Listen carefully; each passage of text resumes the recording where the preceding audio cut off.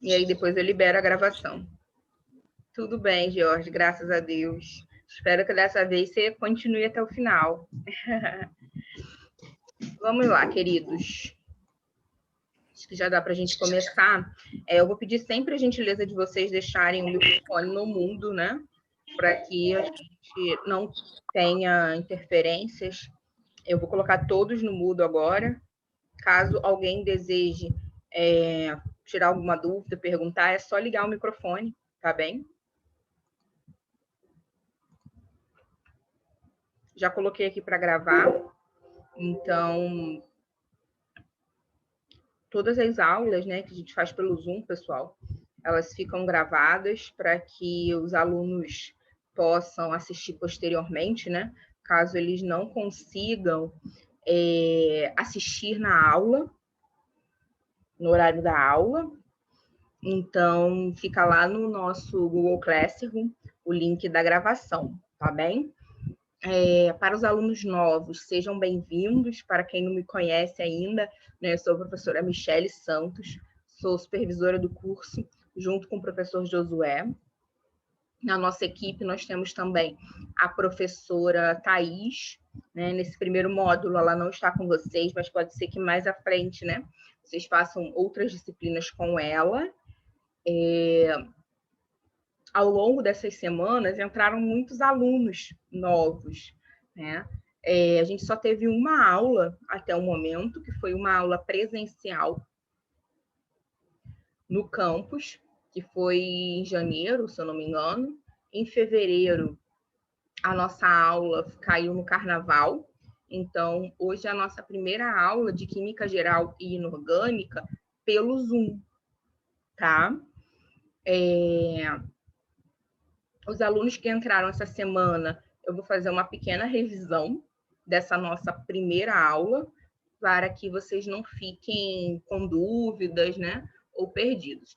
Qualquer dúvida que vocês tenham, eu estou à disposição, tá bem? Então, vocês podem perguntar durante a aula ou perguntar ali no grupo. O grupo está travado no momento, aí tem que perguntar no particular. Por que a gente trava o grupo, né? Porque senão as pessoas mandam muitas mensagens e a gente, às vezes, acaba perdendo, por exemplo, o link, algumas informações que são importantes.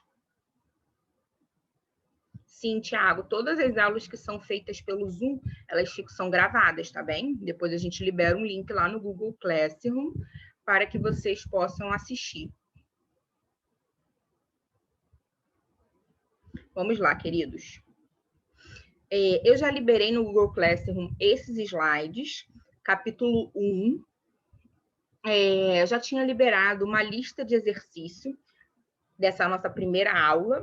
Essa lista de exercício, eu vou fazer uma correção hoje com vocês dela. Vou liberar também os slides dessa correção. E a gente tem uma apostila, né? A apostila, ela é complementar aos slides, tá? Então, vocês têm um material de apoio para os estudos de vocês. Esse material de apoio já está lá no Google Classroom também.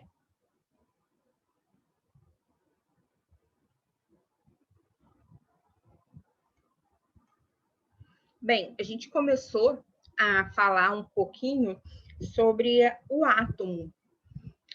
E na aula, né, que a gente teve presencial, eu falei assim para vocês, eu vou deixar para falar sobre a história dos modelos atômicos na aula online, né?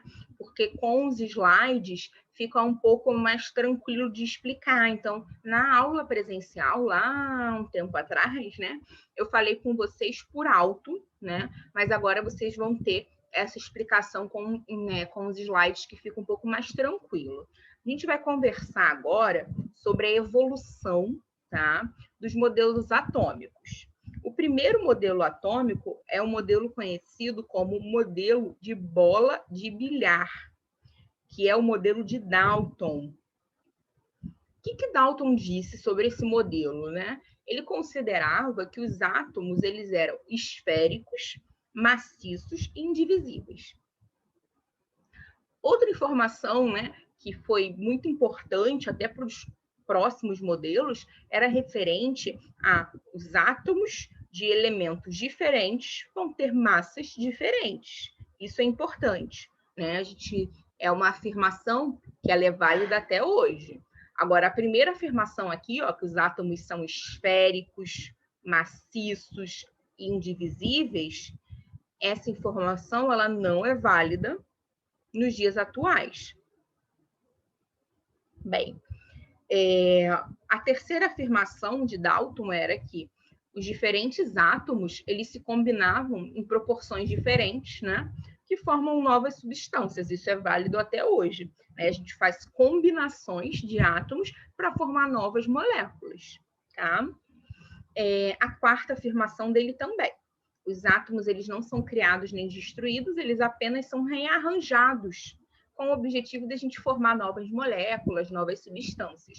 Então, gente, algumas informações, né, de Dalton, do modelo atômico de Dalton, que é um modelo bem antigo, lá de 1766, né, na verdade, Dalton é de 1766, então, esse modelo ele é mais ou menos de 1800. Algumas informações, como a primeira, né, essa informação não é mais válida no modelo atual, que os átomos eram esféricos, maciços e indivisíveis. Bem, após, né, alguns experimentos, Thomson fez uma nova proposta, tá? Já mais para final ali de 1800, que foi o modelo que ficou conhecido como pudim de passas. Por quê, gente? O que ele fez, né? Ele fez alguns experimentos e ele conseguiu mostrar que o átomo ele era carregado. Como que ele era carregado? Ele era uma massa gelatinosa, como se fosse uma bolha gelatinosa, carregada positivamente. Tá? Então, era uma bola, como se fosse a massa do pudim, positiva. Só que, por que ficou conhecido como pudim de passas?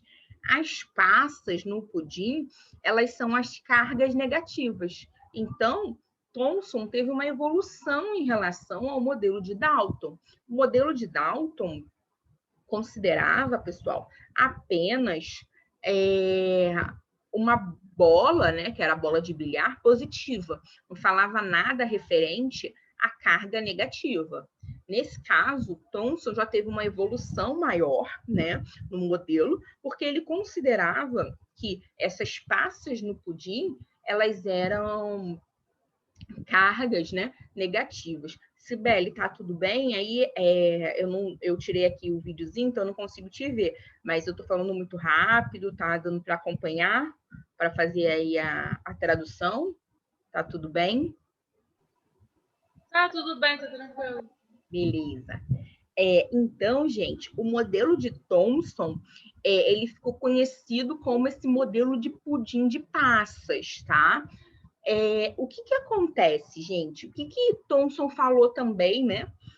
Que foi importante para aquela época. Ele dizia o seguinte, ó, que a carga total do átomo era nula.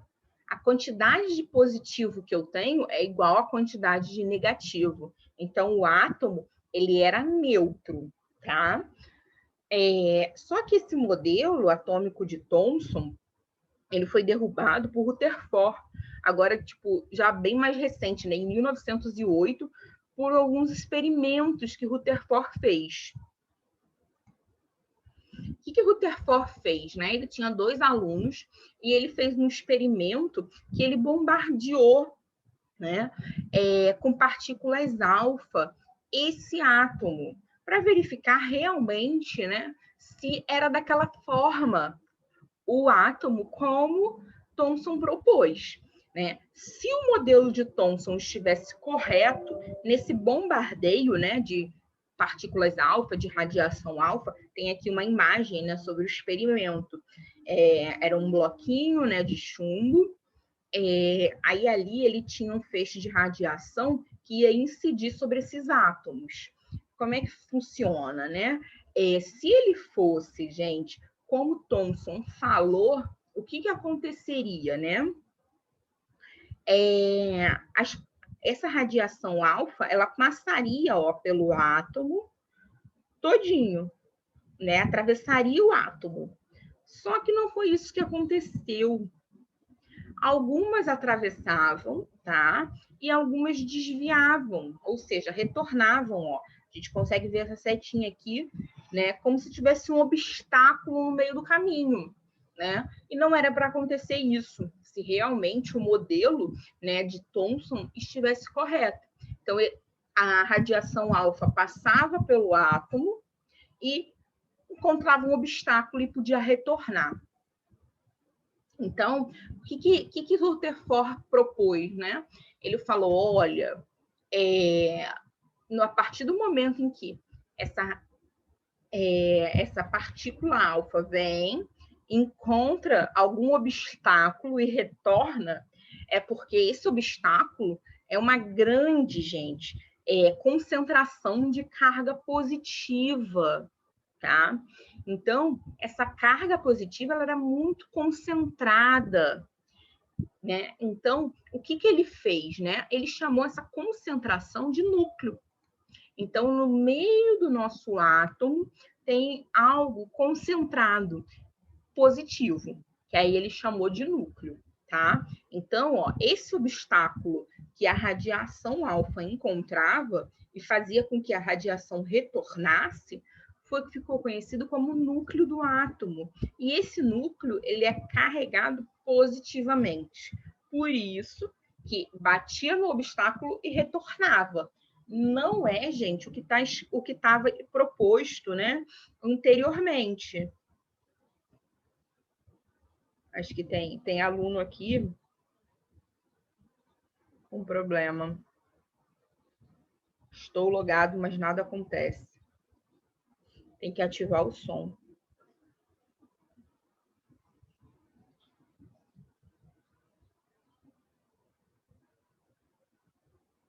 Bem, o modelo de Thomson dizia que era tudo positivo, certo? Isso não é verdadeiro. No experimento de Rutherford, ele percebeu que com esse retorno, né, da radiação, o centro era bem positivo, né, o que ele chamou de núcleo, tá? Outra informação, né, é que essa carga positiva ele passou a chamar de prótons. Só que lembra que tinham cargas negativas, que era chamado de pudim de passas, né? As passas eram a parte negativa. Dessa forma, o que aconteceu ali, gente? Ele percebeu que, na verdade, essas passas elas não estariam paradinhas ali no átomo, elas estariam ao redor, né?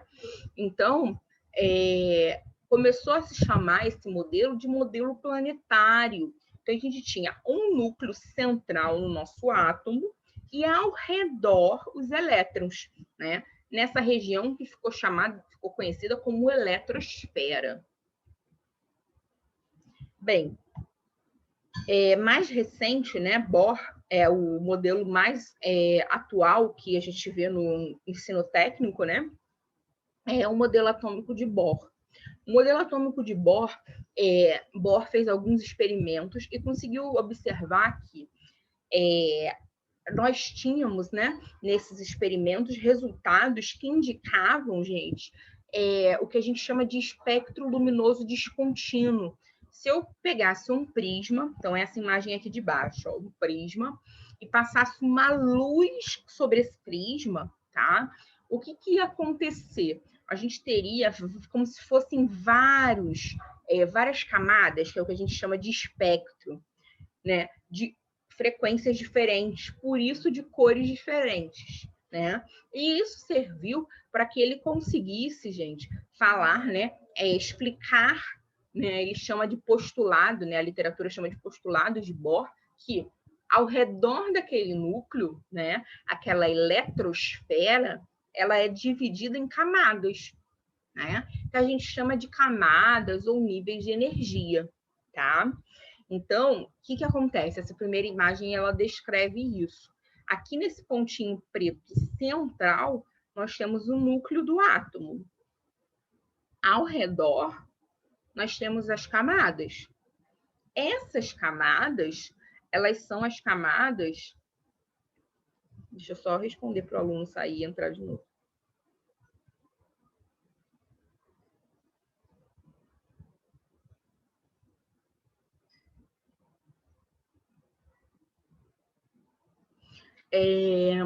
Essas camadas, elas são divididas em níveis de energia, né? E aí, mais à frente, quando a gente for conversar sobre ligação química, a gente vai ver que os elétrons que estão nessas camadas, eles podem migrar de uma camada para outra, né? Saltando de uma camada para outra. E quando ele salta de uma camada para outra, ele acaba emitindo, né, energia na forma de um fóton de luz, que é essa imagem na parte inferior aqui, né? A gente mostra que o elétronzinho, esse verdinho aqui, estava numa camada de fora, na camada 2. Se ele migra para a camada 1, ele emite esse fóton que está sendo representado pela setinha vermelha, um fóton de luz, tá?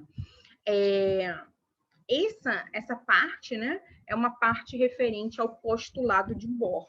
O modelo atômico que a gente conversou na nossa aula lá no presencial é esse modelo atual, né? Que é o modelo no qual eu tenho um núcleo central, né? Que concentra ali as cargas positivas, e ao redor eu tenho as minhas cargas, né, negativas, que são chamados de elétrons. Bem, em 1932, um outro cientista, né, o Chadwick, ele descobriu, gente, que no núcleo, tá, além dos prótons, que são as cargas positivas, né, nós teríamos também outras partículas, né, que não possuem carga, que foram chamados de nêutrons. Então, gente, atualmente, né, o que a gente conversa sobre os modelos atômicos, né, é que no núcleo nós temos os nêutrons, que não possuem carga, e os prótons, que possuem cargas positivas. E ao redor nós temos os elétrons, que apresentam carga negativa. Então, a descoberta do nêutron, né, ela veio consolidando o modelo atômico atual, né? Que no núcleo temos prótons e nêutrons e ao redor os elétrons. Então, aqui, né, é o nosso sistema conhecido como sistema planetário. Esse sistema, né, ele vai ter no centro prótons carregados positivamente, nêutrons sem carga e ao redor os elétrons. É importante lembrar, pessoal, que esses elétrons, eles estão em constante movimento. Se a gente reparar aqui, ó, na imagem, eles até tentaram colocar dando uma impressão de movimentação, como se esse elétron estivesse se movimentando. É muito difícil o elétron estar paradinho, ele está em constante movimento. Então, gente, quais são as partículas atômicas, né? Só para vocês terem aí registrados nos slides, no caderno, para quem estiver fazendo anotação. Nós temos o núcleo. Nesse núcleo temos prótons e nêutrons, e ao redor a eletrosfera. Isaac, você está riscando a tela. Vou te pedir só para apagar, por favor. Obrigada. Ao redor, nós temos a eletrosfera. A eletrosfera, ela contém elétrons, tá? Bem, aqui nessa tabela a gente tem algumas informações bem importantes, pessoal. Olha, as partículas são 3. A gente já conversou isso algumas vezes, né? Agora, nesse momento em aula. Prótons, nêutrons e elétrons. Só que, além da importância relativa à carga, temos uma importância em relação à massa.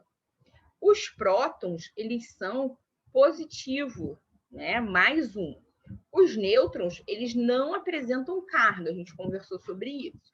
E os elétrons, eles apresentam carga menos 1. Então, vamos supor que eu pego um átomo e esse átomo tem 18 prótons. quanto de carga positiva ele teria no total? Mais 18. Vamos supor que eu pego um átomo que tem 17 elétrons. Quanto de carga negativa ele tem? Menos 17, né? Agora, em relação à massa, essa parte ela é muito interessante, tá, gente? O nosso átomo, ele tem essas 3 partículas. Os prótons e os nêutrons, eles são compostos que vão colaborar para a massa desse átomo. Como assim, Michele? Ó, o próton, cada próton conta uma unidade de massa. Cada nêutron conta uma unidade de massa. Agora, o elétron, gente, ele tem massa desprezível. Por quê? Porque a massa dele é muito pequenininha. 1 dividido por 1836. O que isso significa, gente? Ó, é como se eu pegasse uma barra de chocolate, uma apenas, tá? E dividisse em 1836 pedacinhos. Isso é muito pouco. Isso é muito pouco, né? Se a gente pega um pedaço e divide em 1836 pedacinhos, a pessoa não vai comer nada de chocolate, né? Então, aqui, o elétron, ele não vai ter nenhuma massa significativa. Por quê? O 1 dividido por 1836 não vai fazer muita diferença. Antes de a gente continuar, pessoal, como estamos? Em relação à estrutura do modelo, os modelos atômicos, a estrutura do átomo. Alguma dúvida? Vocês estão muito quietinhos, vocês dormiram?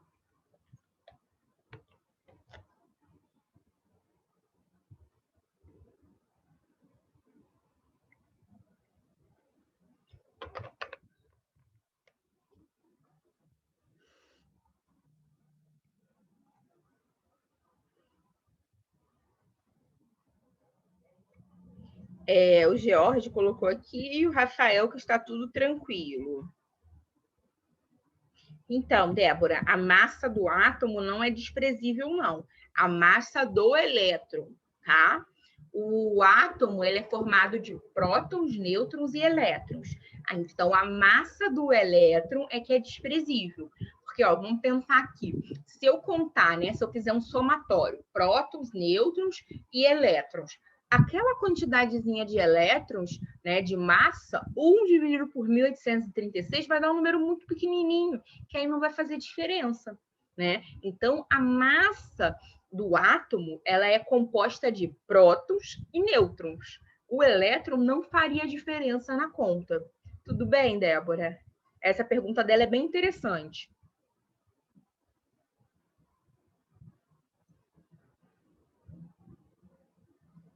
Beleza. Então tá, queridos, vamos continuar. Já que conversamos aqui na nossa tabelinha, né, sobre as cargas, sobre a massa, né, é importante que possamos agora elucidar alguns conceitos fundamentais. Quais seriam? Ó, o número de massa é o primeiro conceito que eu gostaria de conversar com vocês. Número de massa, gente, nós vamos chamar de A maiúsculo, tá bem? O que vai significar para a gente esse número de massa? A massa do nosso átomo. Lembra que a gente conversou que os elétrons, a massa dele é pequenininha? Ela vai ser desprezível, tá? Então, se eu quiser descobrir o número de massa do meu átomo, eu vou somar prótons e nêutrons. Por quê? A massa do elétron é desprezível, tá? Agora, vamos lá. Algumas abreviações importantes, né? O próton, a gente abrevia como P. Quando a gente está escrevendo, a gente coloca P+, tá? Por quê? Porque aí a gente está lembrando que a carga dele é positiva, né? O N, a gente coloca N com um zerozinho elevado, para dizer que ele não tem carga. E o elétron, a gente coloca um E minúsculo com um menuzinho, né? Para dizer que ele é negativo. Agora, a gente tem uma coisa importante, né? Um parâmetro que talvez esteja no próximo, não. um parâmetro importante, que é esse Z. Tá vendo? Número atômico Z. Michele, o que é um número atômico Z? Vou escrever aqui para vocês terem aí anotadinho posteriormente. O Z é chamado de número atômico. Já vou olhar o chat, tá, gente? O Z é número atômico e ele representa a carga do núcleo. A carga do núcleo, que é o número de prótons. Lembra que no núcleo só tem prótons e nêutrons? Olha aqui o nosso núcleozinho. Bolinhas vermelhas, que são prótons. Bolinhas amarelas, que são nêutrons. Se o nêutron não tem carga, toda a carga do nosso núcleo é do próton. Então, o número atômico, ele representa a carga do núcleo. Nesse caso, é igual ao P, ao número de prótons, tá? Então, esse número atômicozinho aqui, que é o Z, significa a quantidade de prótons. Deixa eu ver aqui no chat.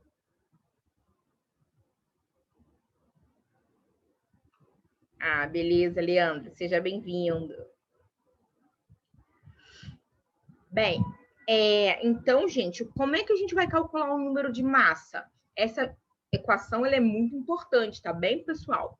Número de massa vai ser quantidade de prótons mais a quantidade de nêutrons. Ou a quantidade, o número atômico, que é a mesma coisa que prótons, lembra? A gente acabou de definir aqui, mais os nêutrons. Então, vamos dar uma olhada nesse nosso átomozinho aqui, ó, tá? Eu tenho, gente, quantos prótons? 1, 2, 3, 4. Então, prótons são 4. Quantos nêutrons? 1, 2, 3, 4, 5. 5 nêutrons. Quanto que vai ser a massa desse meu átomo? Prótons são 4, nêutrons são 5. 4 mais 5, 9. Tá? Aqui tem uma observação em vermelho importante. A massa atômica está praticamente toda concentrada no núcleo. Por quê? Porque a massa do elétron é desprezível, né? Então, no nosso núcleo, nós temos praticamente toda a massa do nosso átomo, formado por prótons e nêutrons. Deixa eu salvar essa anotação, que aí depois eu coloco lá no Google Classroom para vocês também.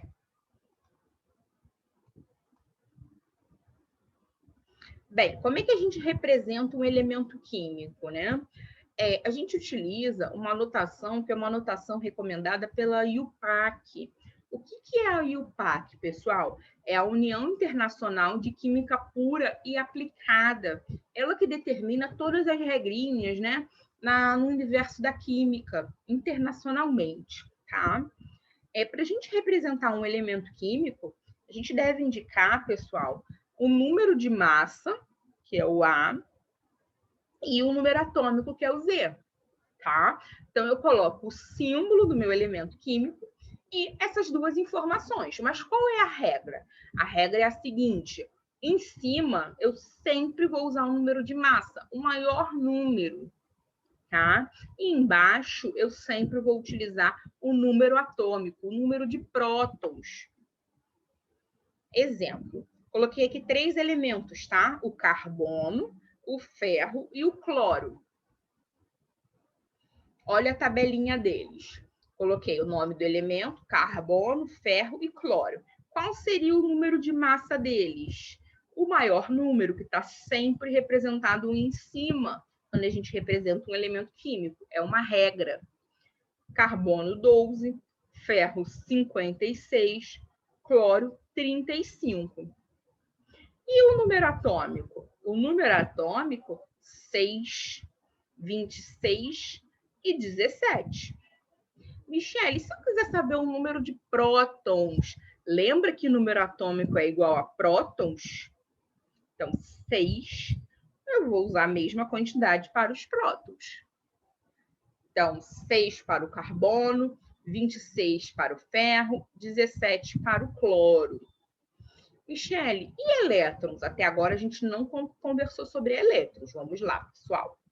Elétrons, no átomo, a definição é o número de prótons é sempre igual ao número de elétrons. É uma regra. Se for átomo, que a gente vai conversar sobre íons mais à frente, toda vez que eu tiver átomos...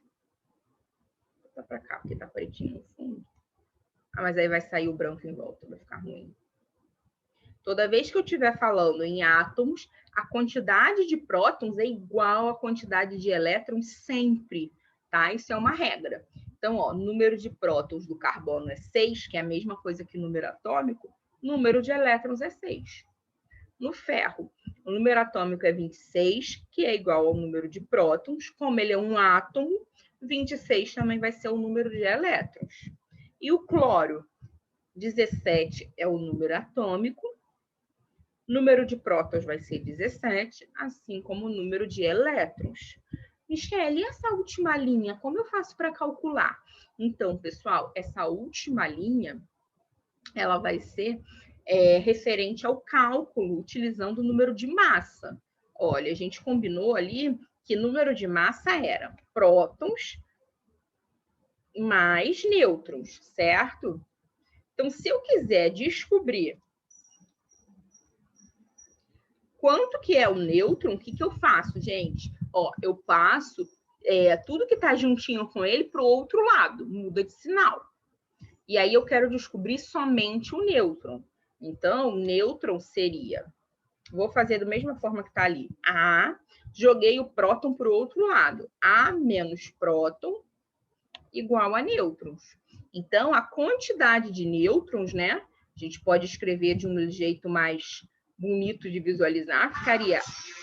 É o número de massa... Só um minutinho. É sempre o número de massa menos o número de prótons. Sempre. Então, vamos ver aqui, vamos fazer um exemplo. Número de nêutrons que eu quero descobrir do meu carboninho. Qual o número de massa? 12. Então, ó, deixa eu fazer aqui. Para o carbono,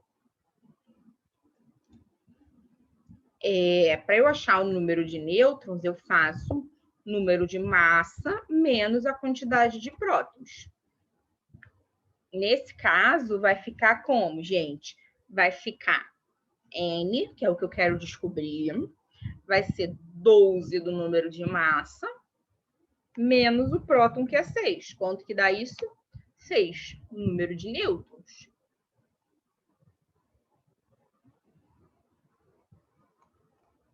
Certo? É exatamente o que está aqui. Se eu quiser fazer o do ferro, número de massa, que é 56, menos 26, que é o número de prótons, número atômico. Então, eu vou encontrar 30. Para o cloro, 35 menos 17. Eu vou encontrar o 18. Dúvidas?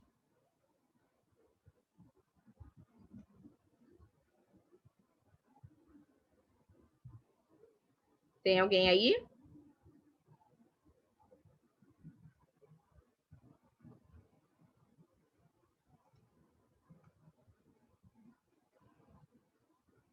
Beleza. Oi, Débora, você levantou a mão, pode falar.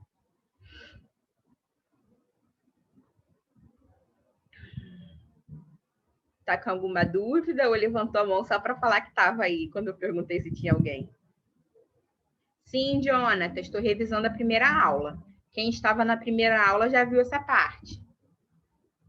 Como muitos alunos entraram essa semana, o ideal é que a gente sempre tente revisar alguma coisa. Tá bem? Beleza, vamos lá. Então, se não tem dúvidas, vamos continuar. Gente, faltam 3 minutos para o link acabar, tá bem? São 40 minutos, né, cada link. Aí a gente vai fechar esse e vai entrar em um novo link, tá bom? Eu mando lá no grupinho. Bem, agora a gente vai conversar um pouquinho sobre íons. A gente conversou agora que átomos, né, eles sempre vão ter a quantidade de prótons igual à quantidade de elétrons. Só que a gente pode ter a formação de íons. Qual a definição? A definição de íons é: eu tenho um átomo e esse átomo ele perdeu ou ganhou elétrons. O que vai gerar, pessoal, uma diferença de carga, né? Então, naquele momento em que nós tínhamos átomos, deixa eu anotar a definição, deixa eu tirar de vermelho, vou botar preto. Átomos, nós temos que prótons é igual a elétrons, sempre. Nos íons, isso é uma desigualdade, gente. Prótons é diferente de elétrons, sempre. Por quê? Ele pode ter ganho elétrons ou ele pode ter doado elétrons. Michele, por que acontece isso? Porque, gente, eles querem ser estáveis, né? Então, o objetivo dos átomos é terem estabilidade. Para que eles sejam estáveis, eles vão desejar conseguir uma configuração, né, que a gente ainda vai conversar um pouquinho mais à frente, que é uma configuração parecida, né, igual ao dos gases nobres, que são os elementos lá da última coluna da tabela periódica. A gente ainda não viu tabela periódica, então fiquem tranquilos. Os gases nobres, eles são muito estáveis, então todo mundo quer ser parecido com um gás nobre. Dessa forma, gente, o que acontece? Os átomos, eles podem ganhar elétrons ou doar elétrons. E aí, gente, eles passam a ser chamados de íons. Esses íons podem ser de duas formas, cátions ou ânions. Olha o exemplo aqui do berílio. Como é que eu sei, Michele, olhando para a representação, que é um íon? Repara, agora tem uma carga do lado direito. Antes não tinha carga. Quando a gente viu lá a parte de... Vai cair a qualquer momento, tá, gente? Está com menos de 1 minuto. Quando a gente viu lá falando sobre os átomos, não tinha carga, só tinha número de massa e número atômico. Agora não. O que aconteceu aqui, gente? Esse aqui, ele é um cátion. Toda vez que for positivo, é porque ele perdeu o elétron, tá? E ele é chamado de cátion. Michele, como é que eu vou saber, né? Ele ficou positivo e ele perdeu o elétron? É exatamente isso, ó. Lembra que eu tinha um positivo